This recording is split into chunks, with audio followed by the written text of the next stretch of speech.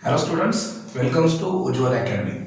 देखो बच्चों, आज हम लोग 12th बोर्ड का बहुत इंपॉर्टेंट पॉइंट डिस्कस करने वाले हैं जिसका नाम है मेंस्ट्रुअल साइकिल। बेसिकली आपको पता है मेंस्ट्रुअल साइकिल अब तक के क्वेश्चन पेपर्स में डी सेक्शन में पूछा जा चुका है और एक बहुत इंपॉर्टेंट पॉइंट है। आपको मेंस्ट्रुअल साइकिल डिटेल्ड एक्सप्लेनेशन से आज मैं आपको पढ़ाऊंगा और उसका एडवांटेज आपको यकीनन एक तो सीईटी में होगा या बोर्ड एग्जाम में होगा। Okay, so let us start with menstrual cycle. देखो बच्चों, मेंस्ट्रुअल साइकिल जो है it is the unique feature of the primate animal. ये प्राइमेट एनिमल का एक यूनिक फीचर है। प्राइमेट एनिमल्स तो आपको पता ही होगा। प्राइमेट एनिमल्स जो है ऐसे एनिमल्स जिनके फीमेल्स में मेंस्ट्रुअल साइकिल पाई जाती है। ठीक है, सो पहला पॉइंट हम यहाँ पे लिखेंगे कि it is a unique feature of primate animals. Menstrual cycle जो है वो प्राइमेट एनिमल का यूनिक फीचर होता है। ओके, जैसे कि एप्स, गोरिल्ला, चिंपांजी और ह्यूमन बींग्स, इन जैसे एनिमल्स में बच्चों क्या चलते हैं, मेंस्ट्रुअल साइकिल चलती है फीमेल्स में। अब अगर मेंस्ट्रुअल साइकिल की बात करें तो ह्यूमन बींग में ह्यूमन फीमेल में एक सिंगल मेंस्ट्रुअल साइकिल 28 से 30 डेज में कंप्लीट होती है, लेकिन हमारा बुक अप्रोक्सीमेट 28 डेज देता है। सो हम यहां पे लिखेंगे a single menstrual cycle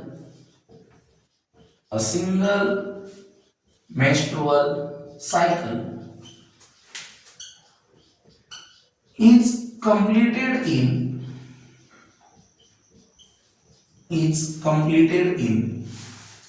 28 days approximately. ठीक है, तो एक मेंस्ट्रुअल साइकिल बच्चों 28 डेज में कंप्लीट होती है। ठीक है, अब एक और चीज याद रखना, फीमेल में मेंस्ट्रुअल साइकिल जनरली स्टार्ट होती है 13 इयर्स से। एक्चुअल कुछ फीमेल्स में पहले भी हो सकती है, लेकिन 13 इयर्स से स्टार्ट होती है। ऐसे हम बुक से हम अगर इंफॉर्मेशन ले तो 13 इयर्स से स्टार्ट होती है। सो जिस एज में मेंस्ट्रुअल साइकिल स्टार्ट होगी that age is called as a menarche. उसे हम क्या कहते हैं बच्चों, मेनार्च। ठीक है, सो यहां पे हम लिखेंगे मेनार्च का एज। सो मेनार्च का एज कितना है, 13 इयर्स।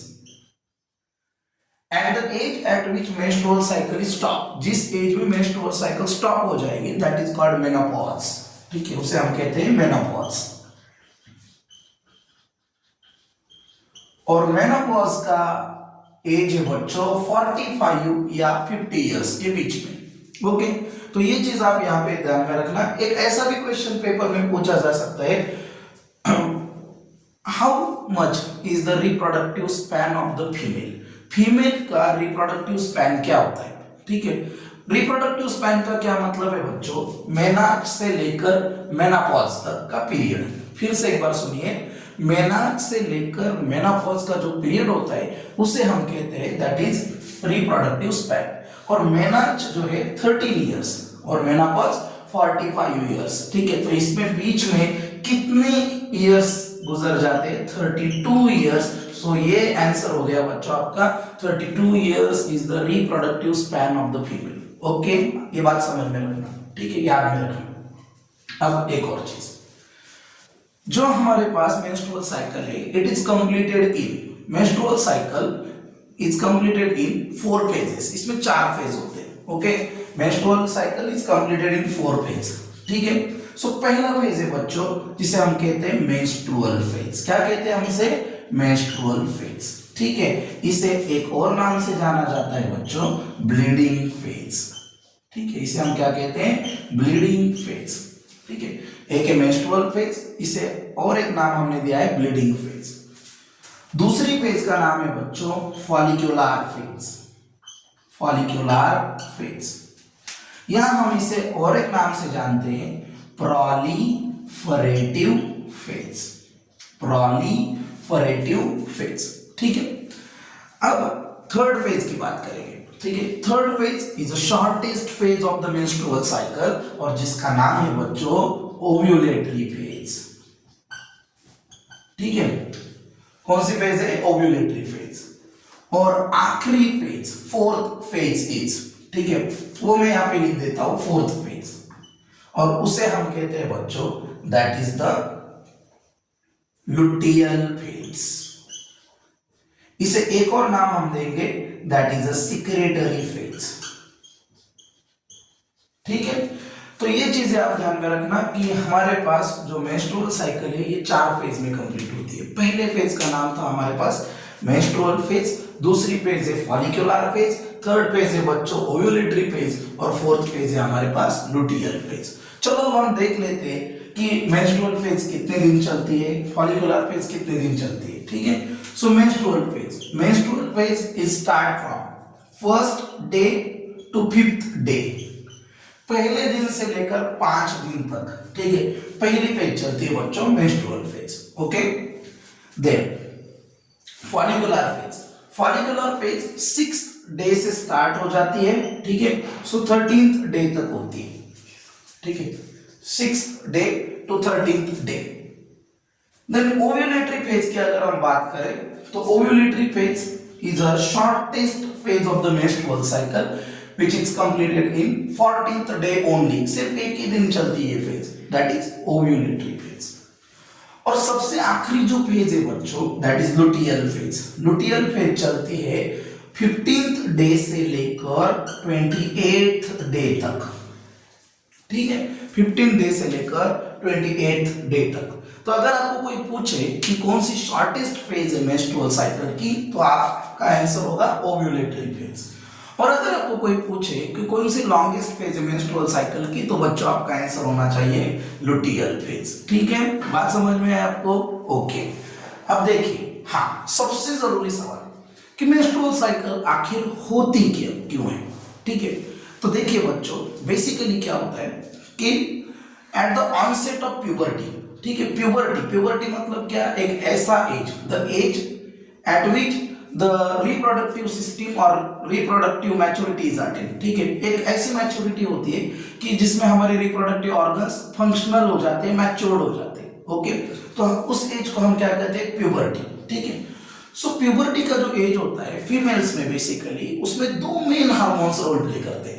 पहला हार्मोन होता है एस्ट्रोजन और दूसरा हार्मोन होता है प्रोजेस्टेरॉन। फिर से याद रखना, पहला हार्मोन होता है एस्ट्रोजन और दूसरा हार्मोन होता है प्रोजेस्टेरॉन। अब होता क्या है, basically before the what we call puberty, ठीक है, दोनों का लेवल थोड़ा सा कम ज्यादा रहता है, ठीक है। एस्ट्रोजन का सिक्रेशन थोड़ा सा ज्यादा रहता है, लेकिन प्रोजेस्टेरॉन भी होता है। लेकिन जैसे जैसे प्यूबर्टी की एज आती है वैसे वैसे प्रोजेस्टेरॉन का सिक्रेशन थोड़ा कम हो जाता है।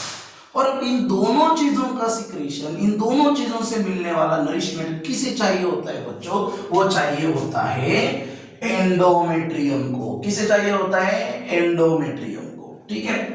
एंडोमेट्रियम क्या है आपको पता है, यूट्रस, जिसे हम वूम्ब भी कहते हैं और मेट्रा भी कहते हैं। तो यूट्रस में 3 वॉल होते हैं, ठीक है, आपने पढ़ा है। तो सबसे बाहर की वॉल जो होती है हम उसे कहते हैं बच्चों पेरीमेट्रियम, मिडल की वॉल जो होती है उसे हम कहते हैं मायोमेट्रियम, और सबसे अंदर की जो वॉल होती है बच्चों उसे हम कहते हैं एंडोमेट्रियम, ठीक है। हाँ, ये वही वॉल है जहां से हमें हमारा फर्स्ट नरिशमेंट मिल जाता है, ठीक है। ये वही वॉल है जहां पे हम हमारे मदर के यूट्रस को चिपकते हैं, जहां पे प्लासेंटा बन जाता है, ठीक है। सो एंडोमेट्रियम वॉल को नरिशमेंट चाहिए होता है प्रोजेस्टेरॉन का, लेकिन क्या हुआ है कि प्रोजेस्टेरॉन का लेवल थोड़ा सा कम हो रहा है, और प्रोजेस्टेरॉन का लेवल कम होने के वजह से एंडोमेट्रियम वॉल को उसका नरिशमेंट नहीं मिल रहा, और इस वजह से हमारी एंडोमेट्रियम वॉल नाराज हो गई। अब अगर वो नाराज हो जाएगी तो कहीं से ना कहीं से ब्रेक हो जाती है, और अगर जहां से ब्रेक हो जाती है वहां से ब्लीडिंग स्टार्ट होता है, और जिस दिन से ब्लीडिंग स्टार्ट होता है बच्चों उसी दिन से क्या स्टार्ट होती है, मेंस्ट्रुअल फेज स्टार्ट होती है। मतलब ब्लीडिंग का जो डे होता है it is considered as a first day of the menstrual cycle, ठीक है। और इसी कंडीशन को हम मेंसेस कहते हैं। क्या कहते हैं, मेंसेस, जिसे कॉमन लैंग्वेज में पीरियड्स कहा जाता है, ठीक है। तो यहां तक की बात आपको समझ में आई होगी। मैं फिर से एक बार दोहराता हूं आपके लिए, मेंस्ट्रुअल साइकिल ये यूनिक फीचर होता है बच्चों प्राइमेट एनिमल्स का। एक सिंगल मेंस्ट्रुअल साइकिल 28 डेज में कंप्लीट होती है। ठीक है, जिस एज से मेंस्ट्रुअल साइकिल स्टार्ट होगी उसे हम कहते हैं मेनार्च, जिस एज में वो स्टॉप हो जाएंगे उसे हम कहते हैं मेनोपॉज। मेनार्च का एज 13 ईयर्स से स्टार्ट होता है, या 13 ईयर्स में मेनार्च का एज होता है, और मेनोपॉज का एज है 45 ईयर्स। इस बीच जो ईयर्स आ जाते हैं उसे हम कहते हैं reproductive span of the female, और वो है बच्चों 32 ईयर्स का। एक और चीज आपको बताता चलता हूं कि एक ईयर में 13 मेंस्ट्रुअल साइकिल्स होते हैं, ठीक है, 1 ईयर्स में 13 मेंस्ट्रुअल साइकिल्स होते हैं। ओके, सो ऐसे 32 ईयर्स फीमेल में, ठीक है, एक नॉर्मल फीमेल में मेंस्ट्रुअल साइकिल चलती है, ठीक है। नाउ अब मेंस्ट्रुअल साइकिल के 4 फेज। पहला फेज जो है that is menstrual phase. Second phase का नाम है बच्चों फॉलिकुलर फेज। थर्ड फेज का नाम है ओव्यूलेटरी फेज। ध्यान में रखना ये सबसे शॉर्टेस्ट फेज है। और सबसे बड़ी फेज जो है उसका नाम है लुटियल फेज, या हम उसे कहते हैं बच्चों सेक्रेटरी फेज, ठीक है। सो अब हम डिटेल में बात करेंगे अबाउट द मेंस्ट्रुअल साइकिल। एक चीज याद रखना बच्चों जो मैं आपसे कह रहा हूं, बेसिकली क्या होता है बच्चे डी सेक्शन में मेंस्ट्रुअल साइकिल अच्छे से लिख पाते हैं, लेकिन एक गलती वो करते हैं, डायग्राम्स नहीं बनाते। बेसिकली एक चीज याद में रखना, आपको डी सेक्शन में विदाउट डायग्राम फुल मार्क्स नहीं मिलते, तो इसी वजह से आपको डायग्राम मस्ट है, आप डायग्राम्स का प्रिपरेशन करो, ठीक है। डायग्राम बहुत आसान सी है, ठीक है। आपको पहले एफएसएच और एलएच का लेवल दिखाना है, ये पहले डायग्राम में ड्रॉ करो, ठीक है। दूसरे डायग्राम में आप याद रखो एस्ट्रोजन और प्रोजेस्टेरॉन का लेवल आपको दिखाना है, और थर्ड पार्ट में आपको एंडोमेट्रियम की थिकनेस दिखानी है, ठीक है। आप डायग्राम का प्रिपरेशन करो, आपको फुल मार्क्स मिलेंगे। So let us start begins with the first phase that is the menstrual phase, ठीक है। मैं थोड़ा सा फ्लो चार्ट से काम करूंगा जिससे आपको अंडरस्टैंडिंग अच्छे से हो जाए, ठीक है। सो पहली फेज है बच्चों मेंस्ट्रुअल फेज। मेंस्ट्रुअल फेज जो है वो पहले 5 दिन चलती है, मैंने आपको बताया, ठीक है। अब क्या होता है, व्हेन प्रोजेस्टेरॉन लेवल, वैसे तो दोनों डिक्रीज होते हैं लेकिन mainly progesterone level is decreases. जब प्रोजेस्टेरॉन लेवल क्या हो जाता है, डिक्रीज हो जाता है, then the wall of endometrium rupture। जिस वक्त प्रोजेस्टेरॉन का लेवल बच्चों कम हो जाता है उस वक्त एंडोमेट्रियम के वॉल को नरिशमेंट नहीं मिलता, और नरिशमेंट ना मिलने की वजह से एंडोमेट्रियम वॉल ब्रेक हो जाती है, और जहां से ब्रेक हो जाएगी वहां से ब्लीडिंग स्टार्ट करती है, ठीक है, and the bleeding occurs. So progesterone का लेवल कम होने की वजह से एंडोमेट्रियम की वॉल ब्रेक हो जाती है, एंडोमेट्रियम की वॉल ब्रेक होने की वजह से ब्लीडिंग स्टार्ट होती है, ठीक है। अब ब्लीडिंग के दौरान क्या होता है बच्चों, जनरली एक नॉर्मल फीमेल में 40 से 45 ml तक का ब्लड पहले 5 दिन में लॉस हो जाता है। हाँ, किसी में हेवी ब्लीडिंग भी हो सकती है, एक्सेप्शन केसेस। कुछ सेल डेब्रीज मतलब वेस्ट मटेरियल भी ब्लीडिंग के दौरान ब्लड से मतलब बॉडी से बाहर जाते हैं, ठीक है, सेल के वेस्ट मटेरियल्स, ठीक है। तो ये चीजें ब्लड के दौरान बाहर जाती है। और कुछ इमैच्योर्ड फॉलिकल्स, ठीक है, कुछ इमैच्योर्ड फॉलिकल्स भी मेंस्ट्रुअल ब्लड से बाहर जाते हैं, ठीक है। लेकिन एक चीज याद में रखना बच्चों, जो ब्लड मेंस्ट्रुअल फ्लो में बाहर जा रहा है वो ब्लड कभी क्लॉट नहीं होता। अब क्यों नहीं क्लॉट होता, क्योंकि उसके अंदर एक एंजाइम होता है जिसका नाम है बच्चों फाइब्रिनोलाइसिन। क्या नाम है इसका, फाइब्रिनोलाइसिन, ठीक है। सो ये फाइब्रिनोलाइसिन जो होता है इसी के वजह से मेंस्ट्रुअल ब्लड क्लॉट नहीं होता, ठीक है।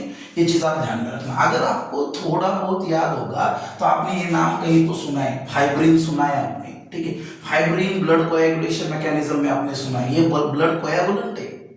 तो फाइब्रिनोलाइसिन मतलब वो उसे ब्रेक कर देगा, और अगर वो उसे ब्रेक कर देगा तो ब्लड क्लॉट नहीं होगा, ठीक है। सो यही कारण है कि फाइब्रिनोलाइसिन की वजह से मेंस्ट्रुअल ब्लड क्लॉट नहीं होता, ठीक है। अब क्या हो रहा है बच्चों, ब्लीडिंग हो रही है, एंडोमेट्रियम के वॉल ब्रेक हो चुके हैं। अब नॉर्मली हमारा जो एंडोमेट्रियम है उसकी साइज नॉर्मल साइज है 8 mm तक की साइज होती है, लेकिन अगर वो ब्रेक हो चुकी है, उससे ब्लीडिंग जारी है, तो एंडोमेट्रियम की वॉल की जो थिकनेस है बच्चों वो कम हो रही है, और वो जो थिकनेस कम हो रही है वो अप टू आ चुकी है 1 mm। आप याद कीजिए मैंने आपको बताया है कि 8 mm थिकनेस है, लेकिन वो छोटी छोटी रप्चर होकर कितनी हो चुकी है, 1 mm हो चुकी है। अब क्या होगा, अगर अब ब्रेन को सिग्नल नहीं जाएगा तो ये एंडोमेट्रियम निकल जाएगा, जो कि बहुत इंपॉर्टेंट पार्ट है। सो अब बेसिकली आप एक चीज याद में रखना कि जो हमारा एंडोमेट्रियम है इसकी थिकनेस कम हो रही है। अब ये सिग्नल जाएगा हमारे ब्रेन को, और हमारे ब्रेन को जब ये सिग्नल जाता है तो हमारा ब्रेन ये सिग्नल किसे देगा, पिट्यूटरी ग्लैंड को। किसे देगा बच्चों, पिट्यूटरी ग्लैंड को। और पिट्यूटरी ग्लैंड क्या रिलीज करेगी, पिट्यूटरी ग्लैंड क्या रिलीज करेगी, एफएसएच। क्या रिलीज करेगी, एफएसएच, ठीक है। एफएसएच का लॉन्ग फॉर्म आपको पता है, क्या लॉन्ग फॉर्म है उसका, फॉलिकल स्टिमुलेटिंग हार्मोन। क्या लॉन्ग फॉर्म है, फॉलिकल स्टिमुलेटिंग हार्मोन। और ये जाके कहाँ काम करेगी, इसका टारगेट ऑर्गन क्या है, इसका टारगेट ऑर्गन है बच्चों ओवरी, ठीक है। बहुत बार बच्चे गलती करते हैं, बच्चों को ऐसा लगता है कि एफएसएच किसका हार्मोन है, ओवरी का। नहीं बच्चों, एफएसएच पिट्यूटरी ग्लैंड का हार्मोन है, ठीक है। तो ये चीज आप ध्यान में रखना। और जिस दिन एफएसएच का सिक्रीशन स्टार्ट हो जाएगा, रिलीज हो जाएगा एफएसएच, उसी दिन से सेकंड फेज स्टार्ट हो जाएंगे हमारे, ठीक है। और वो फेज का नाम है हमारे पास, that is the follicular phase, ठीक है। तो देखिए क्या क्या हुआ मेंस्ट्रुअल फेज में, प्रोजेस्टेरॉन का लेवल घट गया, एंडोमेट्रियम की वॉल ब्रेक हो गई, ब्लीडिंग हो गया, ब्लीडिंग के दौरान कुछ ब्लड लॉस हुआ, सेल डिब्रीज बाहर गई, कैल्शियम आयन बाहर जाएंगे, और इमैच्योर फॉलिकल्स भी बाहर जाएंगे। सो अब एंडोमेट्रियम तो ब्रेक हो चुका है, स्लोली वो छोटा हो रहा है, और 1 mm तक उसकी थिकनेस आ गई। अब ब्रेन को सोचना होगा कि अगर हम यहाँ पे कुछ नहीं करेंगे तो एंडोमेट्रियम निकल जाएगा। सो एंडोमेट्रियम को बचाने के लिए सिग्नल ब्रेन ने लिया है, ब्रेन ने पिट्यूटरी ग्लैंड को सिग्नल दिया, और पिट्यूटरी ग्लैंड ने क्या बनाया, एफएसएच बनाया। क्या बनाया, एफएसएच बनाया। और जिस दिन एफएसएच रिलीज होगा उसी दिन से बच्चों हमारी सेकंड फेज स्टार्ट हो जाएगी, जिसका नाम है फॉलिकुलर फेज। सो अब बात कर लेते हैं बच्चों फॉलिकुलर फेज की। देखो बहुत आसान सा पार्ट है फॉलिकुलर फेज, जो 6th डे से स्टार्ट होती है, 13th डे तक चलती है, ठीक है। अब जैसे कि आप नाम को देख सकते हो, नाम में क्या लिखा है इसके, फॉलिकुलर फेज, ठीक है। हाँ, कोई लोग कहते हैं नाम में क्या होता है, बहुत कुछ होता है। फॉलिकुलर फेज से आपको याद रहेगा कि फॉलिकुलर फेज में एफएसएच कहाँ पे जाकर काम करने वाला है, फॉलिकल्स पर जाकर काम करने वाला है, ठीक है। सो यहाँ पे क्या हुआ है, during the follicular phase FSH level increases, FSH level increase हो चुका है, and it acts on, FSH acts on ovarian follicles। किस पे काम कर रहा है, ovarian follicles पे, ठीक है। अब आपको तो पता है कि जब एक फीमेल बेबी बॉर्न होने वाली होती है, फिर से वर्डिंग को याद रखिए, जब एक फीमेल बेबी बॉर्न होने वाली होती है तो उसके ओवरी में बिफोर बर्थ, जब वो एम्ब्रियोनिक कंडीशन में होती है, उस वक्त सब that is 2 million of follicles होते हैं। कितने फॉलिकल्स होते हैं, 2 मिलियंस। और जब वो जन्म लेती है तो 1 मिलियन फॉलिकल डिजेनरेट होते हैं। उसे हमारे बुक में एक वर्ड दिया गया है, एट्रेजिया। एट्रेजिया मतलब डीजनरेशन ऑफ द फॉलिकल्स। क्या, डीजनरेशन ऑफ द फॉलिकल्स। तो कितने बचे, 1 मिलियन, ठीक है। मतलब अप्रोक्सीमेट 10 लाख हमारे पास क्या बचे बच्चों, फॉलिकल्स बचे। अब स्लोली स्लोली क्या होता है, जैसे जैसे बच्चा बड़ा हो जाता है, प्यूबर्टी के एज पर आ जाता है, वैसे वैसे फॉलिकल्स का नंबर भी रिड्यूस हो जाता है, और at the time of puberty एक फीमेल में 40,000 फॉलिकल्स होते हैं, और उन 40,000 में से केवल एक फॉलिकल मेंस्ट्रुअल साइकिल में पार्टिसिपेट होता है। ओके, बात को समझिए, केवल एक फॉलिकल। सो इसी वजह से फॉलिकल एक है तो एग भी एक ही बनेगा। और मेंस्ट्रुअल, कभी कभी ऐसे भी सवाल पूछ जाते हैं कि हमारे पास तो फैलोपियन ट्यूब 2 है, अब ओवरी भी हमारे पास 2 है, तो मेंस्ट्रुअल साइकिल में चेंजेस 2 जगह पे होते हैं, ओवरी में भी होती है और यूट्रस में भी होती है। तो 2 ओवरी है तो 2 फॉलिकल 2 एग्स बनना चाहिए। लेकिन एक चीज याद में रखना बच्चों, एक मेंस्ट्रुअल साइकिल के दरमियान एक ही ओवरी पार्टिसिपेट करती है। मतलब अगर वेरी फर्स्ट मेंस्ट्रुअल साइकिल में राइट ओवरी पार्टिसिपेट करेगी तो अनदर मेंस्ट्रुअल साइकिल में, नेक्स्ट मेंस्ट्रुअल साइकिल में लेफ्ट ओवरी पार्टिसिपेट करेगी। मतलब जिस वक्त राइट ओवरी पार्टिसिपेट कर रही है तो लेफ्ट ओवरी पार्टिसिपेट नहीं करेगी, और जब लेफ्ट ओवरी पार्टिसिपेट कर रही है तो राइट ओवरी पार्टिसिपेट नहीं करेगी। इसीलिए ओवरी 2 है, फैलोपियन ट्यूब भी 2 है, लेकिन एक ही बनेगा। ठीक है, so it acts on ovarian follicle. FSH ovarian follicle पर एक्ट करता है, and ovarian follicle start to grow as a primary follicle, secondary follicle, and then it become matured, and that matured follicle is called as a Graafian follicle. इसे हम क्या कहते हैं, Graafian follicle. लेकिन ये भी आपको पता है, आपने पढ़ा होगा ग्राफियन फॉलिकल के स्ट्रक्चर में कि जब प्राइमरी फॉलिकल बन रहा है, सेकेंडरी फॉलिकल बन रहा है, तो एक फॉलिक्यूलर सेल्स का लेयर भी तो बन रहा है, उसका नाम है थीका फॉलिक्यूली। और थीका फॉलिक्यूली के कितने लेयर होते हैं, 2 लेयर होते हैं। बाहर का लेयर होता है बच्चों थीका एक्सटर्ना, और अंदर का लेयर होता है थीका इंटरना।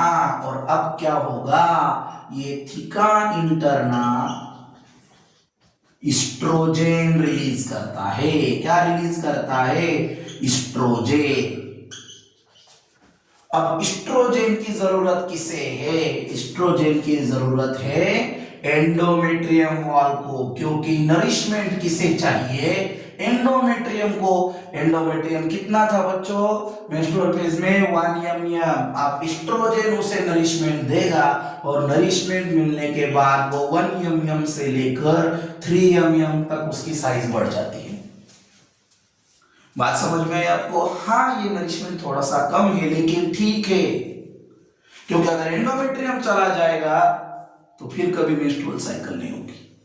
तो इसी वजह से एंडोमेट्रियम को बचाना था, तो एस्ट्रोजन क्या दे रहा है, नरिशमेंट दे रहा है। अभी भी उसकी कमी पूरी हुई है, नहीं हुई है, अभी भी 8 mm तक जाना है।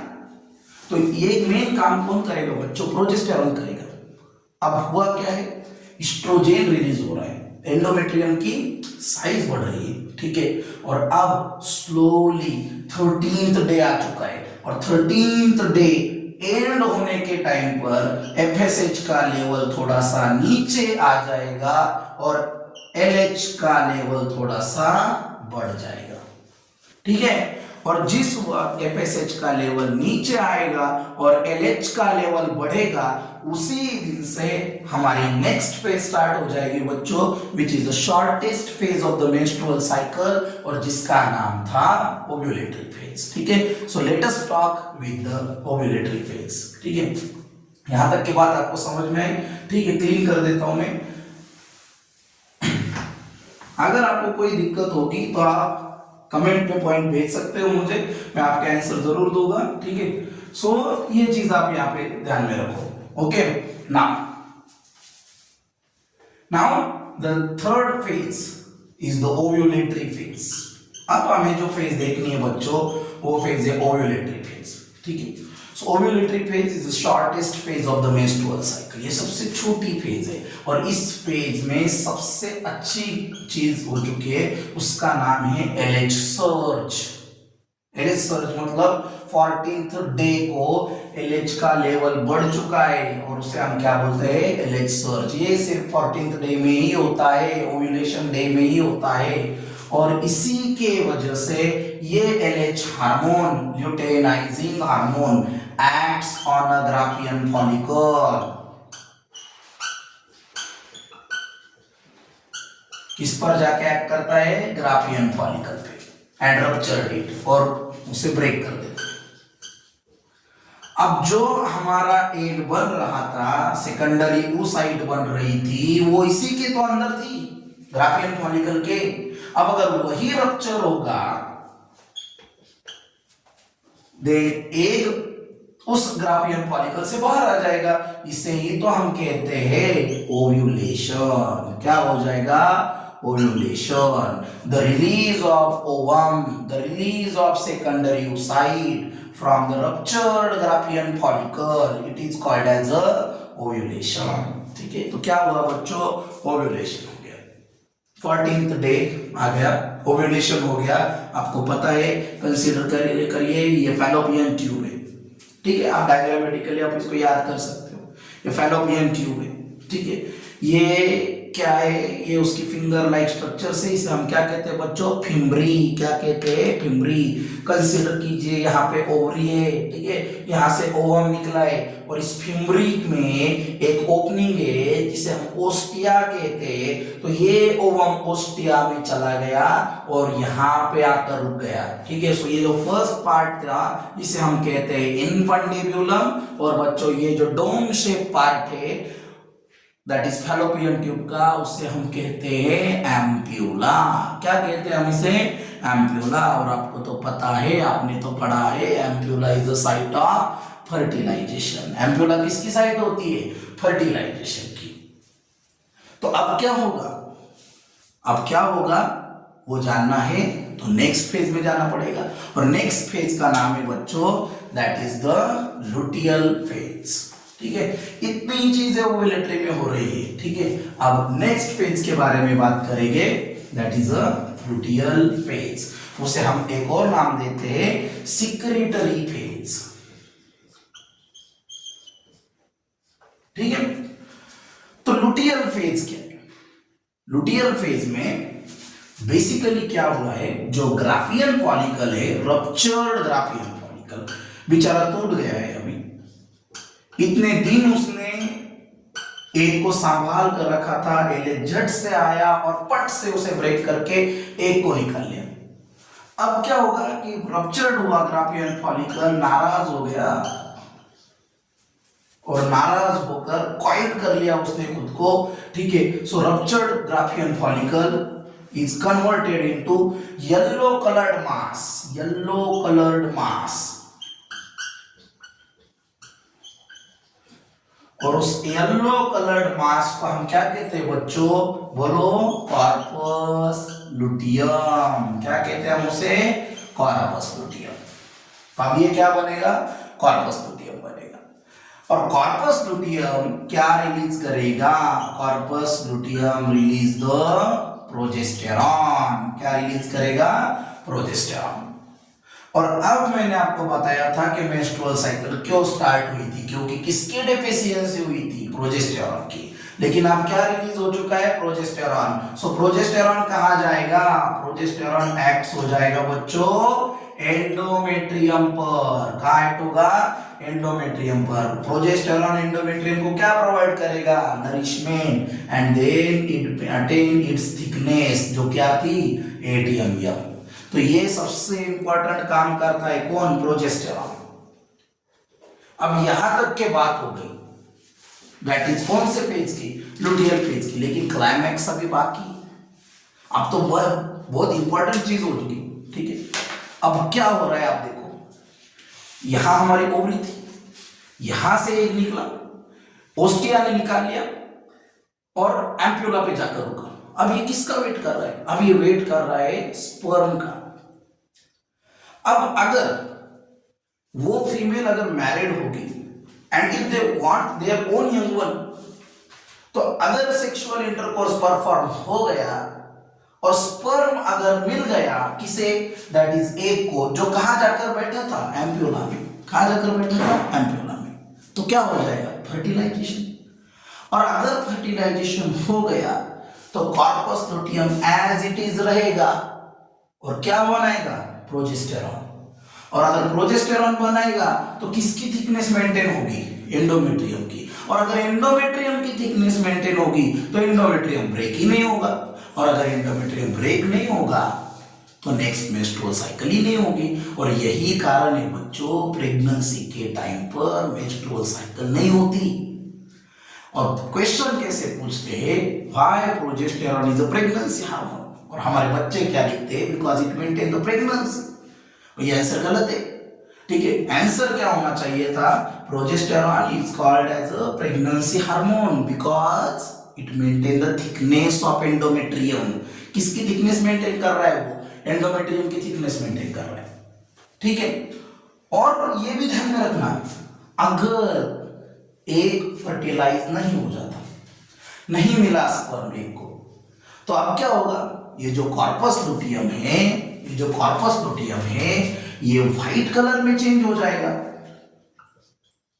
और अब हम इसे नाम देते हैं बच्चों कॉर्पस अल्बिकन्स। क्या नाम देते हैं हम इसको, कॉर्पस अल्बिकन्स। इसका मतलब है एक फर्टिलाइज नहीं हुआ, कॉर्पस लुटियम अब एज इट इज नहीं रहेगा, उसका कन्वर्जन हो चुका है कॉर्पस अल्बिकन्स में। इसका मतलब है एस्ट्रोजन का सिक्रेशन जारी रहेगा, लेकिन प्रोजेस्टेरॉन की डेफिशिएंसी होगी और फिर से नई मेंस्ट्रुअल साइकिल स्टार्ट हो जाएगी। तो ये चीज आप ध्यान में रखना कि आपको डायग्राम में बताएंगे वो कि आपको ओवरी दिया जाएगा, उसमें कॉर्पस लुटियम बताया जाएगा, तो आपको पहचाननी होगी ये फीमेल, ये जो कंडीशन, ये नॉन प्रेगनेंसी कंडीशन है या प्रेगनेंसी कंडीशन है। अगर कॉर्पस लुटियम दिखे, ठीक है, तो प्रेगनेंसी कंडीशन है, और अल्बिकन्स दिखे तो आप लिख देना ये नॉन प्रेगनेंसी कंडीशन है, ठीक है। बात को ध्यान में रखना।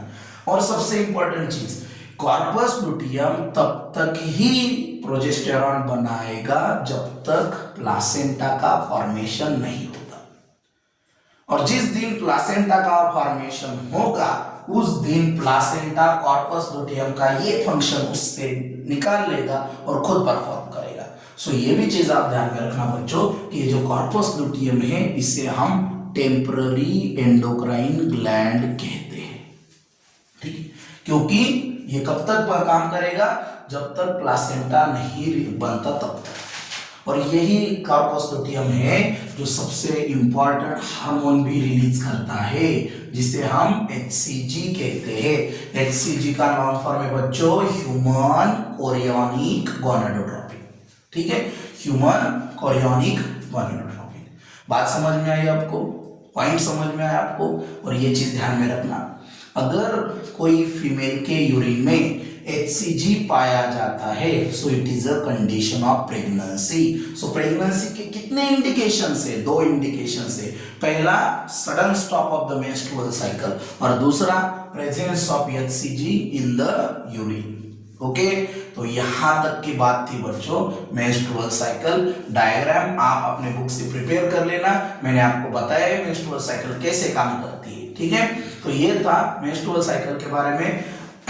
और कुछ चीजें मैंने आपको यहाँ पे बताई जो रीजन के लिए आपको पूछे जा सकते हैं, जैसे मैंने बताया प्रोजेस्टेरॉन प्रेगनेंसी हार्मोन क्यों है और कॉर्पस लुटियम टेम्पररी ग्लैंड क्यों है। Okay, I hope you like this video, ठीक है, थैंक यू।